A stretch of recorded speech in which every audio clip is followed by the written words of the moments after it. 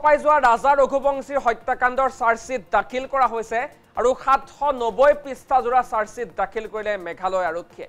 প্ৰতিটো পৃষ্ঠাতেই ভয়ংকৰ তথ্য দাখিল কৰিছে আৰক্ষীয়ে এই মুহূৰ্তত আমি এটা ডাঙৰ খবৰ জনাইছো ৰাজা ৰঘুবংশীৰ হত্যাকাণ্ডই সমগ্ৰ দেশ কপাইছিল আৰু সেই হত্যাকাণ্ডৰ চাৰ্জশ্বিট দাখিল কৰা হৈছে 790 পৃষ্ঠাজোৰা চাৰ্জশ্বিট দাখিল কৰিছে মেঘালয় আৰক্ষীয়ে চাৰ্জশ্বিটৰ প্ৰতিটো পৃষ্ঠাতেই ভয়ংকৰ তথ্য পোহৰলৈ আহিছে পত্নী সোনম ৰঘুবংশী সহ 5 জনে মিলি হত্যা কৰিছিল ৰাজা ৰঘুবংশী হত্যা কৰি পেলাই দিছিল মেঘালয় সোহৰাৰ ঘন জংঘলত মধুচন্দ্ৰিকাৰ নিশাৰ বাবে মেঘালয়লৈ আহিছিল নৱবিবাহিত দম্পতি ৰাজ সিং কুশৱাহা আকাশ সিং ৰাজপুত আনন্দ কুৰ্মী বিশাল সিং চৌহানৰ বিৰুদ্ধে চাৰ্জশ্বিট দাখিল কৰা হৈছে যি ঘটনাই সমগ্ৰ দেশ কপাইছিল শিলঙত সংঘটিত হোৱা এই হত্যাকাণ্ডৰ সবিশেষ আমিও ইতিমধ্যে আপোনালোকক জনাইছিলো আৰু প্ৰেমিকৰে মিলি প্ৰেমিকৰে প্ৰেম সফল নোহোৱাৰ বাবে ৰাজা ৰঘুবংশীক নিশংসভাৱে হত্যা কৰি পেলাই দিয়া হৈছিল সোহৰাৰ ঘন জংঘলত আৰু 790 পৃষ্ঠাজোৰা চাৰ্জশ্বিট ইতিমধ্যে দাখিল কৰিছে মেঘালয় আৰক্ষীয়ে আৰু আনন্দ কুৰ্মী বিশাল সিং চৌহানৰ বিৰুদ্ধেও চাৰ্জশ্বিট দাখিল কৰা হৈছে কিন্তু এই 790 পৃষ্ঠাজোৰা চাৰ্জশ্বিটত কি আছে আমি সবিস্তাৰে জানিব বিচাৰিছো সংযুক্ত হৈছো আমাৰ সতীৰ্থ মনোজ দুৱাৰৰ সৈতে মনোজ আপোনাৰ কাষলৈ আহিব বিচাৰিছো ৰাজা ৰঘুবংশীৰ হত্যাকাণ্ডই সমগ্ৰ দেশ কপাইছিল আৰু সেই সময়ত আপুনিও নিজেই শিলঙলৈ গৈ সেই সোহৰাৰ সেই বিশেষ এলেকালৈ গৈ বা ৰাজা ৰঘুবংশী আৰু সোনম যি স্থানলৈ গৈছিল সকলোৰে পৰা দৃশ্যাংশ দেখুৱাবলৈ যত্ন কৰিছিল সেই দিনৰ স্মৃতি এতিয়া আপোনাৰ মনত আছে কিন্তু তাৰ মাজতে এতিয়া আসলতে আৰক্ষীয়ে মেঘালয় আৰক্ষীৰ তৰফৰ পৰা চাৰ্জশ্বিট দাখিল কৰা হৈছে এই চাৰ্জশ্বিটত কি তথ্য আছে বা কি ধৰণৰ কেনে ধৰণৰ আসলতে প্ৰতিক্ৰিয়াৰ সৃষ্টি হৈছে সকলো আপোনাৰ পৰা জানিব বিচাৰিছো চাওক সুমন্ত এই মুহূৰ্তত আমি ক'ব বিচাৰিছোঁ যে যিদিনা ঘটনাটো আচলতে পোহৰলৈ আহিছিল যোৱা 2 জুনৰ দিনা যেহেতু ডেড বডি উদ্ধাৰ হৈছিল তাৰ পিছত 8 তাৰিখৰ দিনা 8 জুনৰ দিনা এইগৰাকী সোনম ৰঘুবংশীয়ে নিজে আচলতে ধৰা দিছিল মধ্যপ্ৰদেশ আৰক্ষীৰ ওচৰত তাৰ পিছত গোটেই ঘটনাটো যেতিয়া তদন্ত কৰিবলৈ এখন SIT গঠন কৰি দিয়া হ'ল মেঘালয় আৰক্ষীক এখন SIT গঠন কৰিবলৈ দিয়া হ'ল সেই SITখনে অৱশেষত যিসকল লোকক আচলতে সেই সময়ত দোষী সাব্যস্ত কৰিছিল বা তেওঁলোকক অভিযুক্ত কৰিছিল সেইসকল লোক ইতিমধ্যে নাম আপুনি কৈছে যে ৰাজ কুশৱাহা যিগৰাকী আছিল সোনম ৰঘুবংশীৰ প্ৰেমিক আৰু তাৰ সহযোগ কৰা তিনি অভিযুক্ত নাম ইতিমধ্যে আপুনি কৈছে সেই তিনি অভিযুক্তকো ইতিমধ্যে গ্ৰেপ্তাৰ কৰি জেল হাজতলৈ প্ৰেৰণ কৰিছে বৰ্তমান তেওঁলোকে জেলত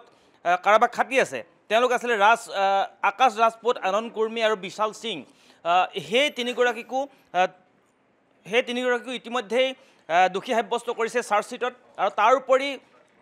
আমি যদি চাবলৈ যাওঁ ৰাজা ৰঘুবংশী হত্যাকাণ্ডটোত জড়িত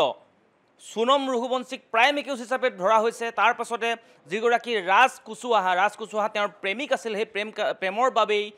এইগৰাকী সোনম ৰঘুবংশীয়ে হত্যাৰ পৰিকল্পনা ৰচি সোহৰাৰ ঘন জংঘলত পেলাই দিছিল ৰাজা ৰঘুবংশীৰ স্বামী আচলতে সোনম ৰঘুবংশীৰ স্বামী নৱবিবাহিত স্বামীক পেলাই দিছিল ঘন জংঘলত ইতিমধ্যে সেই 5 জনক প্ৰাইম একিউজ হিচাপে তেওঁলোকক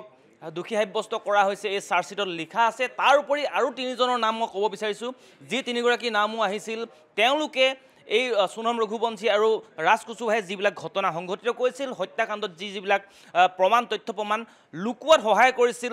এগৰাকী আছিল য'ত ইয়াৰ পৰা গৈ তাত লুকাই আছিল উত্তৰ প্ৰদেশত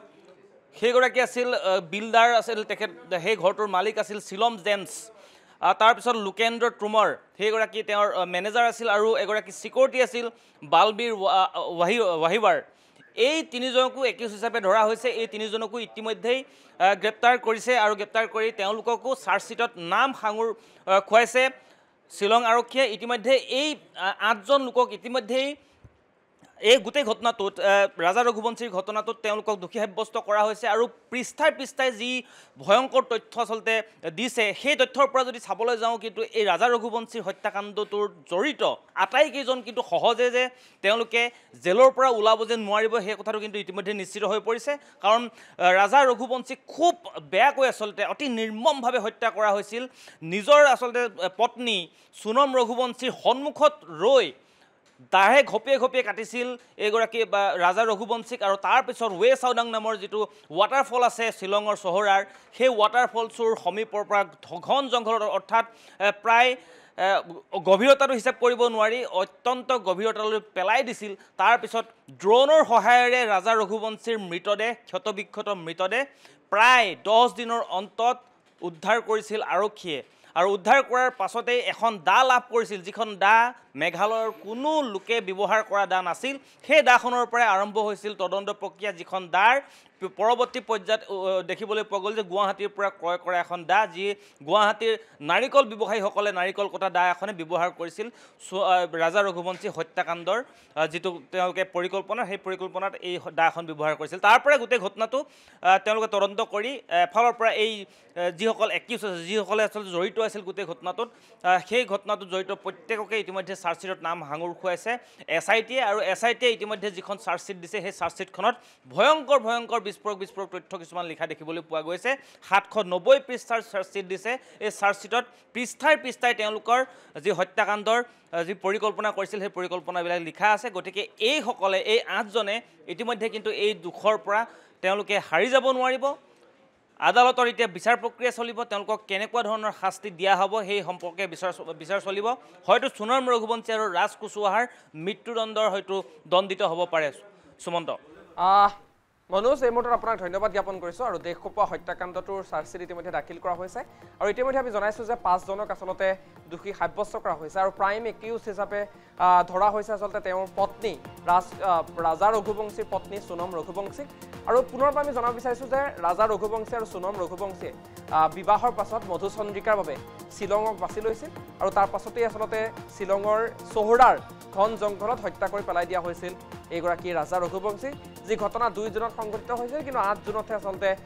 পত্নী সোণম ৰঘুবংশীয়ে ধৰা দিছিল আৰক্ষীৰ সন্মুখত আৰু তাৰ পাছতে এতিয়া প্ৰতিক্ৰিয়াৰ সৃষ্টি হৈছে 790 পৃষ্ঠা জোৰা যি প্ৰতিবেদন সেই চাৰ্জশ্বিট ইতিমধ্যে দাখিল কৰিছে মেঘালয় আৰক্ষীয়ে